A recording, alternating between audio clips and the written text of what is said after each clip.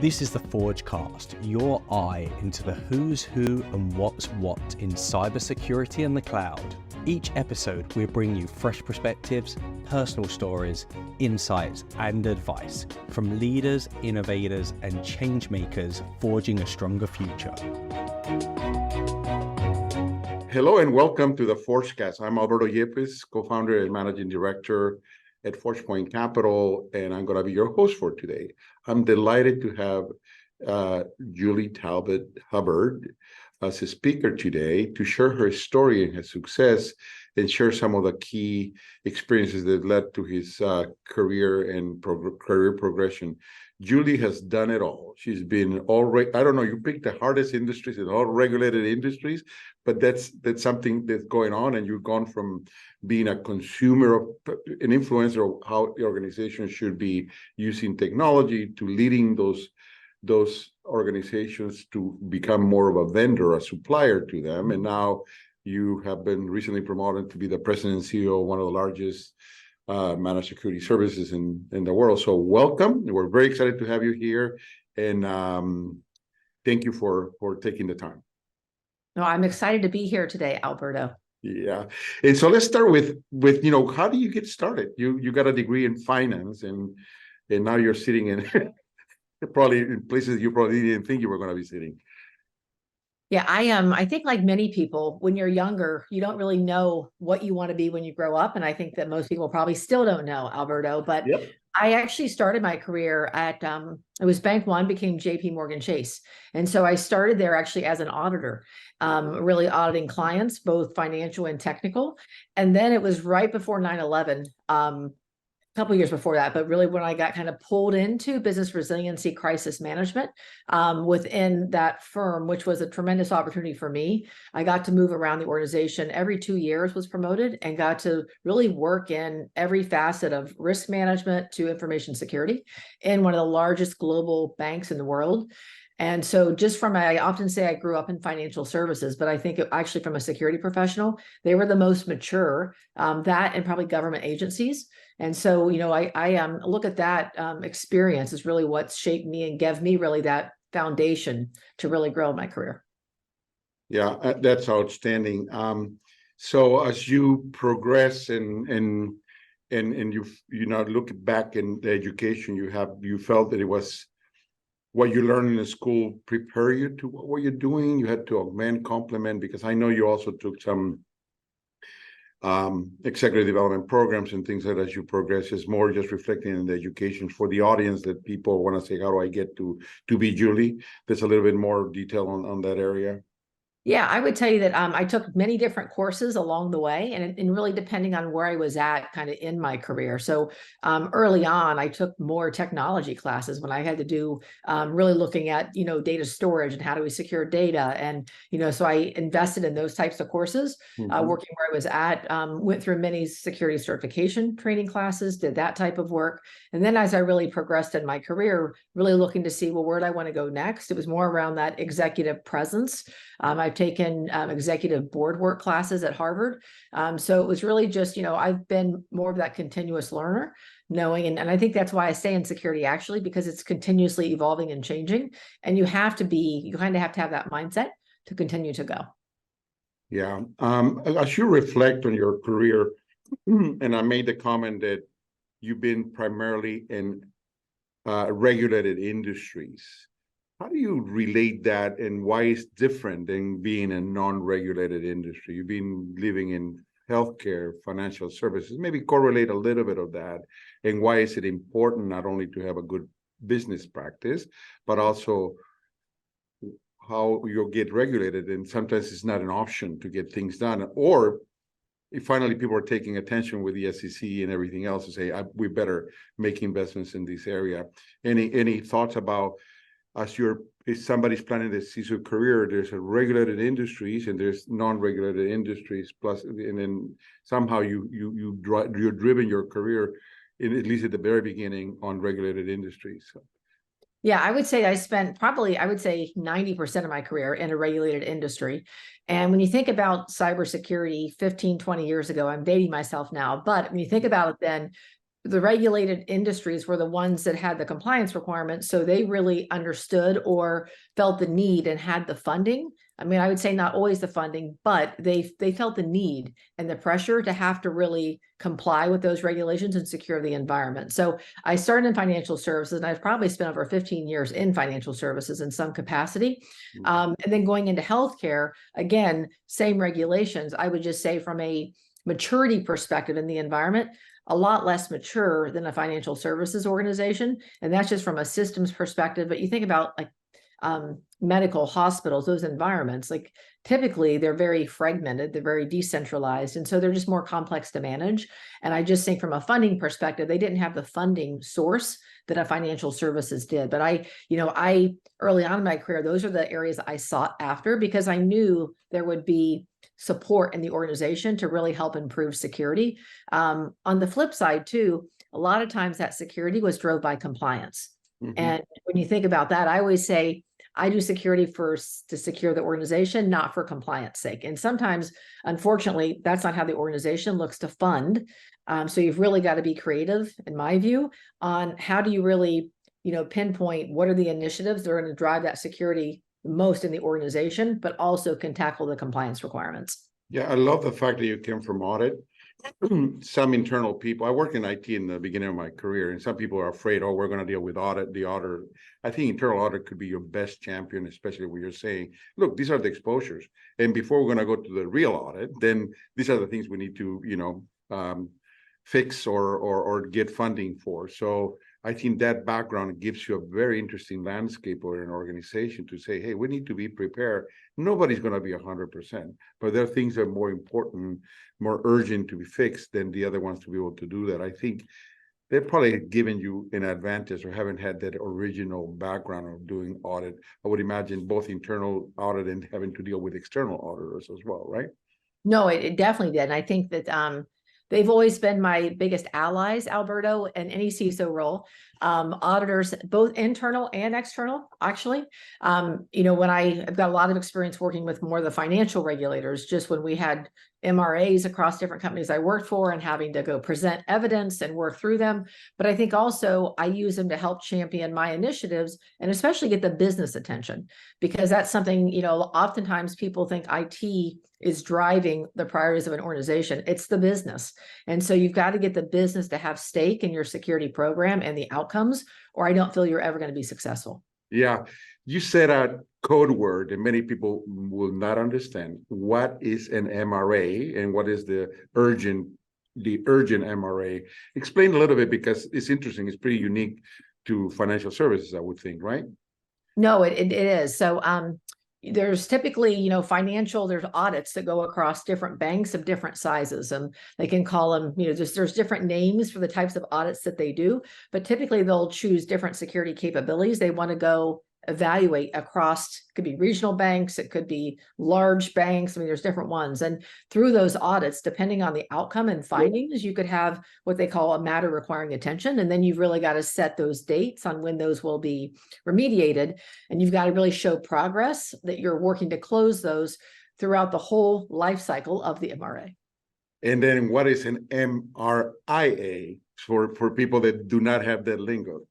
Matter requiring immediate attention. Immediate attention. And those, luckily, I have never got to remediate one of those. However, I felt plenty of urgency in the ones that I did have to remediate across large scale banks. And people pay attention when they have the MRIs alone, because they need to be fixed. Otherwise, you're either going to face a fine or some sort of yeah, that's great. So that's a new lingo. You lived it, I lived it. Some people have lived it, but people don't know what is an MRA. And in the security lingo, in many suppliers, and now you're on the other side, you may start the dialogue. So which MRAs are, and how can I help you get there, right? Because typically those take priority, to your point, protect the business first. And also make sure those are highlights about what are the things that in external perspective, they say you got to fix that, right? It's an interesting perspective. You went through it so fast that I wanted to stop a little bit and say an MRA is something that probably every industry should have, and this is a lingo that is well known in the financial community. But anyway, thank you for sharing that. That's unique, and I think the audience will appreciate that. The other thing is, during the pandemic, we lived in an interesting world, and I think by then you have been making the shift to healthcare, right? Or you were probably navigating into that. Any lessons learned? I know, to your degree, you say he's a little bit of a lagger. Is not an early adopter, but there were things that needed to get done quickly, and then and then on top of that, accelerated digital transformation. Any learnings? Any thoughts about that period of time where you lived through the pandemic, either as a practitioner and or supplier to those organizations? Well, one thing, and again, I said, earlier that the business really drives the priorities of an organization. And so I think through the pandemic, what I saw really helping service organizations is, depending on what industry they were in, that was the priority. So if you were a hospital, and I mean, there were just tons of changes being made to the hospital system, people working remotely, but having to give care. That drove a lot of different technology needs and advances, and then the security is pieces of it. But what I typically see, some organizations were probably better prepared than others on their planning for those types of things. And, I saw organizations having to flex pretty quickly to go out and make that happen to support their customers. And, I don't want to say sometimes security was an afterthought, but I did feel like we ran to really, help operate the business. And then we were kind of stepping back in to add additional controls around that. But it was really all around, in my opinion, working remotely. But I think you have some businesses that have changed forever. And I think that also opened people's eyes in terms of, and from a consumer perspective, that, I mean, even individuals that, buying groceries, buying everything and having everything delivered, even your food. I mean, everything had just changed, I think, due to that experience. And organizations have had to change their IT strategy as well as their security to really compete. Yeah. And throughout that, you also decided to focus on identity. And at the end of the day, the things we do is because we want to understand, have situational awareness of, what are we going to measure and what are the appropriate controls we're going to put in. But, you kind of develop that innate ability to understand that identity is so critical to an organization. And this is when you probably made the transition to work at Optiv as one of the leaders in identity and access management. And it was because probably you brought that practitioner perspective to a vendor that sometimes, oh yeah, it's another program and they should buy it. But maybe any thoughts about that, and more the importance of focus on identity, but also when it comes to identity access management, how people need to think through these type of investments. And this is not a one-time wonder. It's a whole program, right? And people understand that it's a huge transformation. So any thoughts on that area? Yeah, I mean, I would say if you think about just how digital transformations changed, a lot of organizations moved to the cloud. We've been talking about the cloud for many years, but I think organizations were very slow to move to the cloud because of security risk and change. I mean, I think that, some organizations I were part of, it took us longer to move to the cloud. And I think we were in our own way because people were just very concerned about the change and the change that meant to their jobs and all of that. But we saw that rush into the cloud. And you think about how organizations always had their perimeter, their firewall, everything in place. That all changed drastically. And so that's where you think about from an identity and authentication, the privileged access management, and then you've also got the machine identity spinning up, spinning down. People's environments became very complex very quickly. And I think that's where really the focus on, I always say identity and data are the two most critical things that you must protect. And I think they go hand in hand because you've got to really understand what you're giving access to, and you've got to understand what's most critical to your organization and where it's being stored. Yeah. No, at the end of the day, we're trying to protect information. Information is derived from data that is processed by application sitting on a device connected to a network, but an individual or a device is the one driving that. So to your point, and this is part of our current investment focus as well, is what about the next generation identity, given this multi-cloud environment, as well as data being propagated and not even knowing where it is, right? And because, with all these backups and everything else, in order to drive resilience, that the lack of understanding of how that data is being processed and where it resides becomes a huge priority.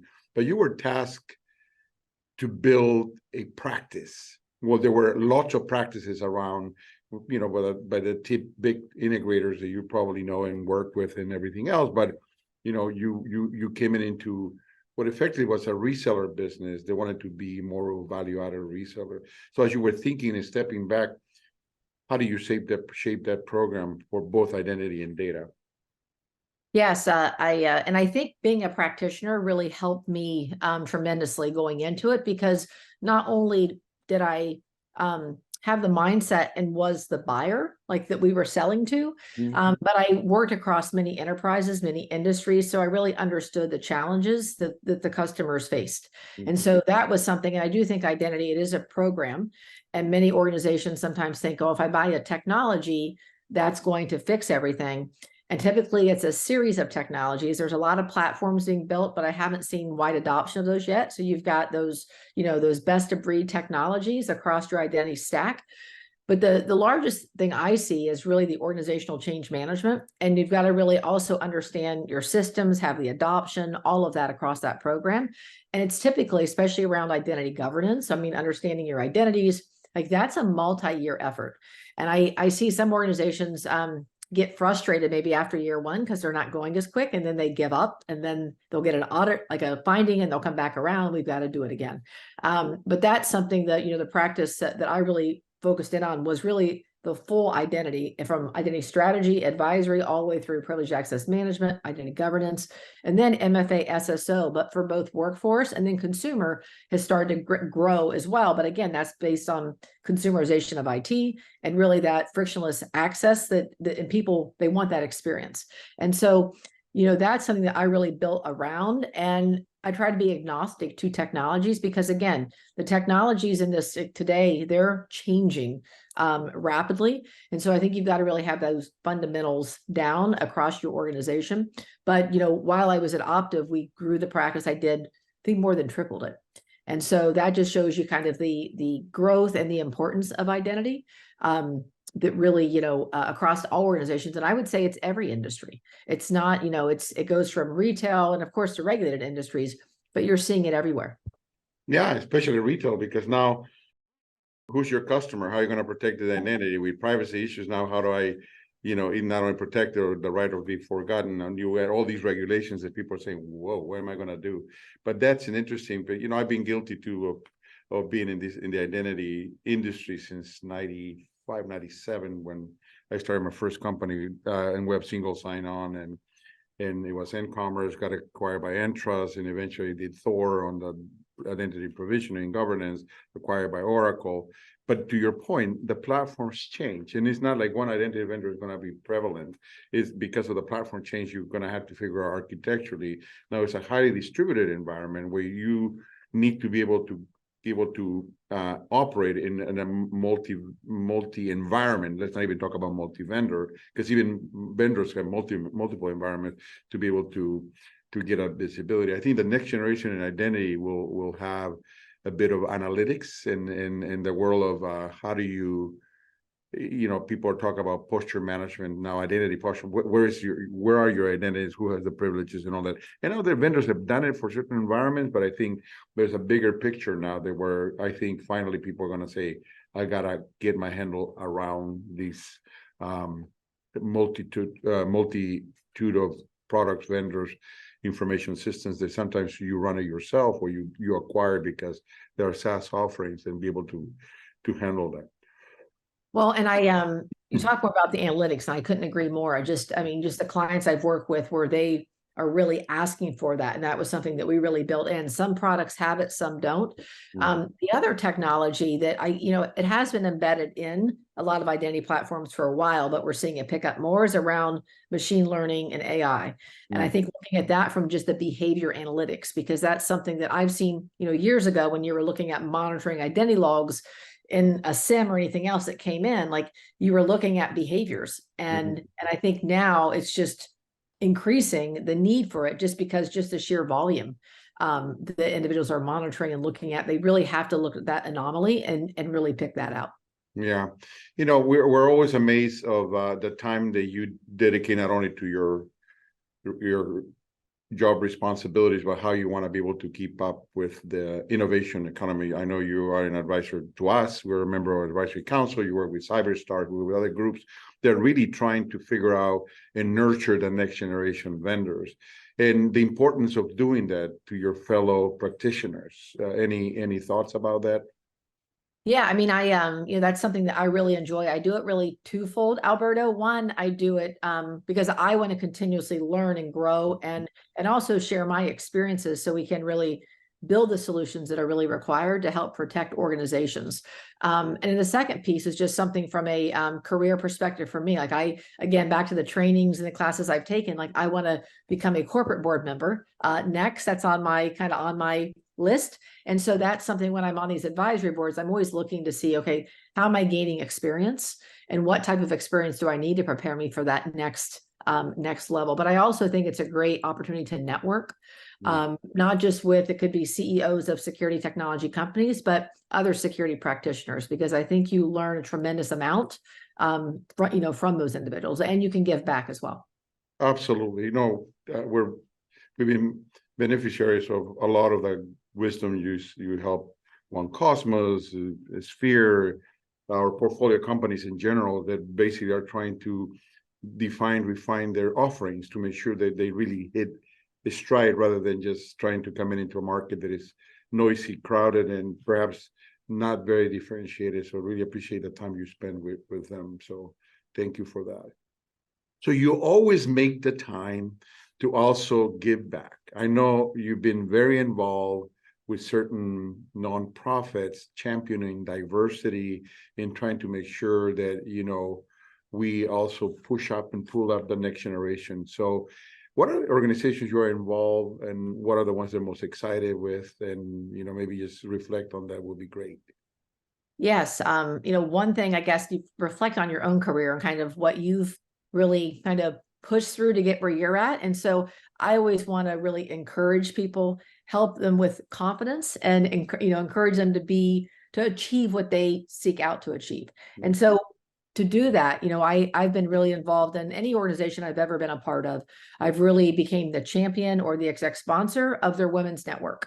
And that's something, the last organization I was at, we started with maybe 5 members. And when I left, we had, I think, 300.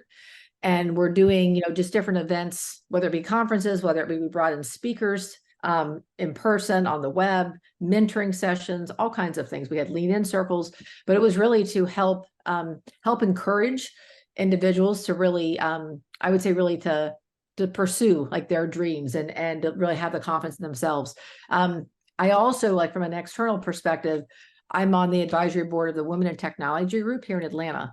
And, that is something that there's programs for, I would say, entry age children all the way through colleges, through professional development. And so we've got different programs. I've been a part of one where we had a single mothers program where we created education curriculum material, and we would take 15 women a year through a cybersecurity course. And then we would help getting them like interviews and get them placed in a job. And so that was very transformative for many women that were single mothers. There was a college program there, and that was something that I've worked very closely with, sponsoring hackathons. And I did that 2 years in a row prior to coming to where I'm at now, where we sponsored hackathons with 16 colleges. And it was all for young women in college. And I think the first year we had about 130 women participate. The second year it was over 200. And that was just, very, I would say that probably the most rewarding thing for me is really helping others in that regard. I always say at work, one of my favorite sayings, and I learned it from a chief product officer, another female at an identity company, actually.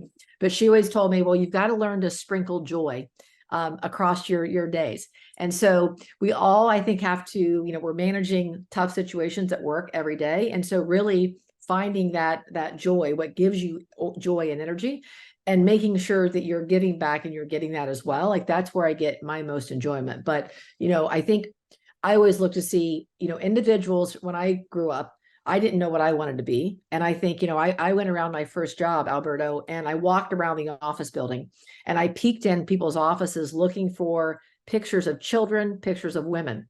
And I wanted to really, like, one day I wanted to have a family, but I had never really been around that or experienced. My mother wasn't that. And so that was something that I think that the more individuals can see people like them in these types of roles, I think that also opens just ideas and gives them confidence to pursue their dreams. Yeah, look, I love the way in the passion you speak on that. And, at the end of the day, there have been people that made a difference in our careers. And there's the mentor, there's the sponsor, there's the advocate. Any reflections? You don't have to name them specifically, but the importance of having those in an organization, because when you were looking around, you were looking for, okay, is there somebody that looks like me and somebody that may be willing to help me understand how do I navigate in the importance of networking? Because many people I remember when I started my career at Apple, I was just inside my cube and somebody said, no, you need to go out and need to meet a lot of people for lunch. Otherwise, you're never going to get your career going here. So any reflections on your own, relationships that people that have made some impact on your career? Although I think there was a ton. And I think looking back now, Alberto, years ago, I didn't know the difference between a sponsor and a mentor. But I probably my second job out of college, I figured that out pretty quickly. Mm-hmm. But, there are several individuals. One that I met first job out of college at the bank at JP Morgan Chase. And I'm still connected to him, even on Facebook. But he was one that really believed in me and promoted me and kind of, I'd say, pulled me along. Maybe I didn't want to take the job, but he would encourage me to do it. And so that's, I've got several of those individuals that I just stay in contact with. I might have met them 15, 20 years ago, but I keep them too on my speed dial. So, if you're needing guidance, and even if I'm in a tough situation, like they've also built that relationship with me. So they also they probably know me more than I know myself sometimes. But I think, having those sponsors, investing that time, one, I think will help you just navigate an organization, because I think we all need that in large enterprises. Yeah, well, for me also, I didn't have a clue what a mentor was or a sponsor. After my late in my career, I say, wow, that made a huge, and those were my mentors, and these were my sponsors. And now there's a new generation of, or maybe another definition of an advocate. While they may not be a sponsor or a mentor, the advocate is the one that always says, oh yeah, Julie's great and she's made a difference and everything else. Well, it's not directly doing it. It's just the situational awareness we'll need to have in where we work. Let's shift a little bit. And you mentioned quickly chief. I don't know, a lot of people know what chief is. And I think it's important to highlight it because, to your point, is the community comes around with common values. They're trying to make a difference. You want to talk a little bit about chief? I know you've probably been there for almost a couple of years now, right?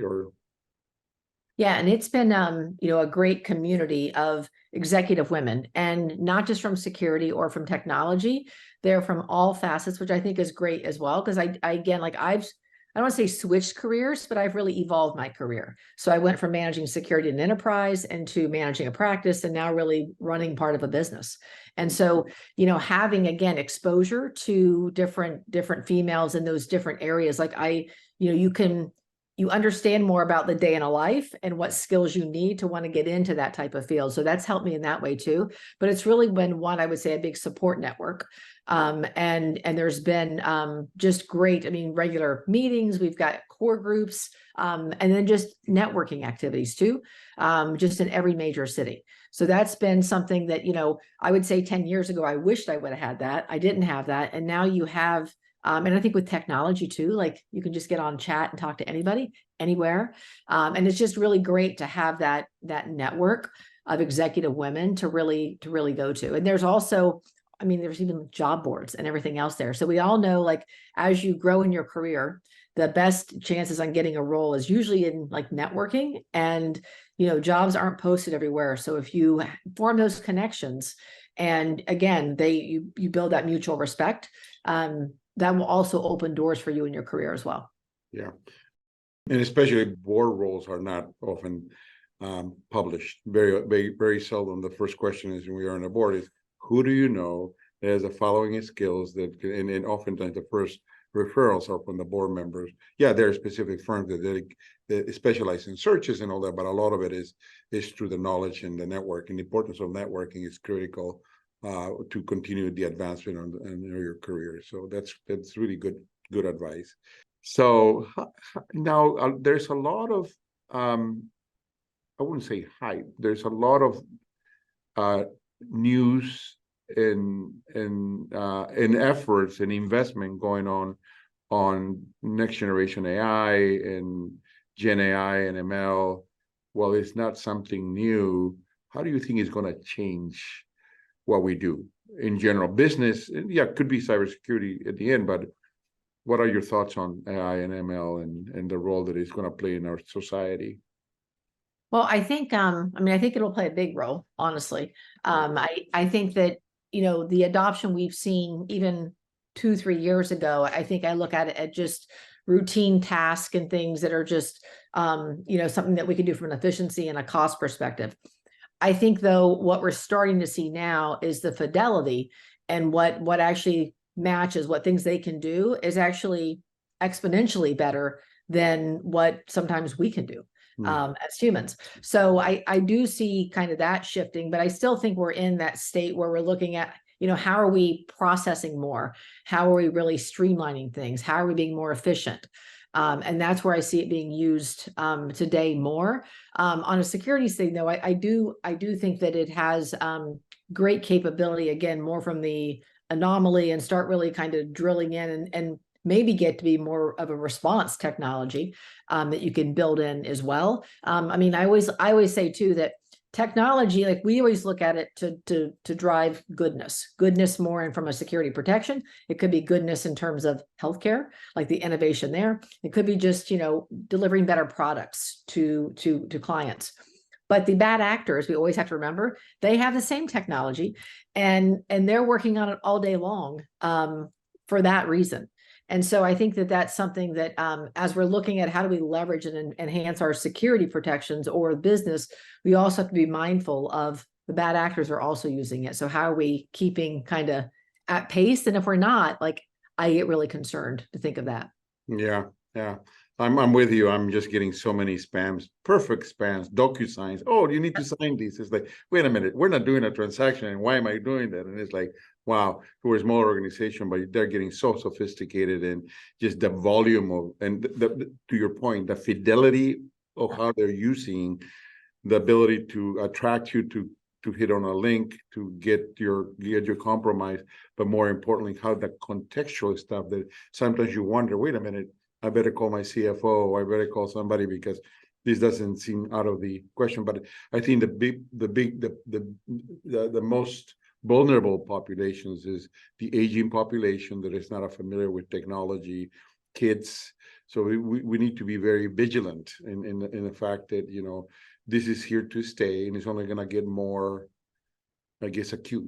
And I think it's something that we all need to take responsibility. And as vendors too, how do we help enterprises to deal with consumers to make sure that they take responsibility, right? Well, no, I think back to your point, even on if it's like social engineering, is phishing or anything else, like, and you look at like ransomware as a service, like all these things are built on technology. And so what you find, I think, is individuals have to have less skill themselves to deploy and use these tactics. Yeah, well, this has been great. Appreciate you sharing all your insights and guidance for our audience. Any departing thoughts or what you'd like to see different, or any things that some of your key objectives you will see how the industry will evolve and the role we will need to play? Yeah, I would say from an industry, I'll kind of break that down into, one from maybe a vendor or partner perspective, Alberto, and then like what we can do too as just security leaders. Mm-hmm. So, when I think about partners and technology and what organizations are going through, because honestly, we're all here to help enterprises secure themselves. It's really complex for them. And I think that everybody thinks that, okay, security budgets are going up or they're not going down. I would argue that they're not going up because the environment that a CISO has to protect is getting larger. Mm-hmm. And so with that, there also becomes increased technology costs, or becomes increased integration cost, all of that. So I think when we, as practitioners or as security partners, I think anything we can do to really help remove some of the complexity.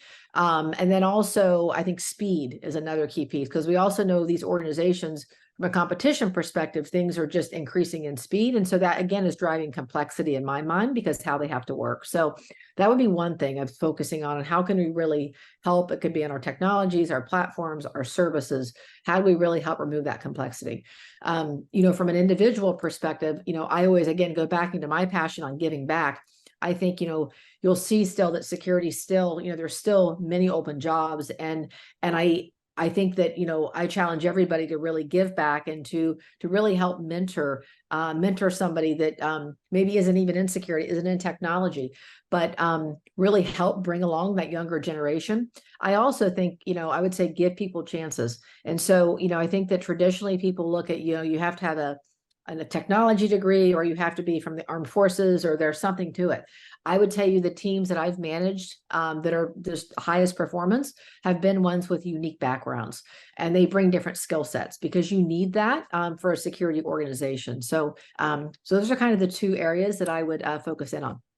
Great points. It was interesting this morning. I was trying to get ready for our talk, and I saw that you just got promoted to President of Services and Chief Operating Officer at Cyderes. Congratulations, our most sincere congratulations for that. And it's just probably recognition of the work and your ability to manage complex situations in a global environment. And we should continue success. We'd love to continue our close relationship, and really appreciate you taking the time to share your perspectives. No, it was wonderful to join you here today, Alberto, and I've really enjoyed working with the ForgePoint Capital family. It's been great. Thank you again, Julie. Appreciate it. Thanks for tuning in to today's episode. Subscribe to the Forgecast, which is brought to you by ForgePoint Capital.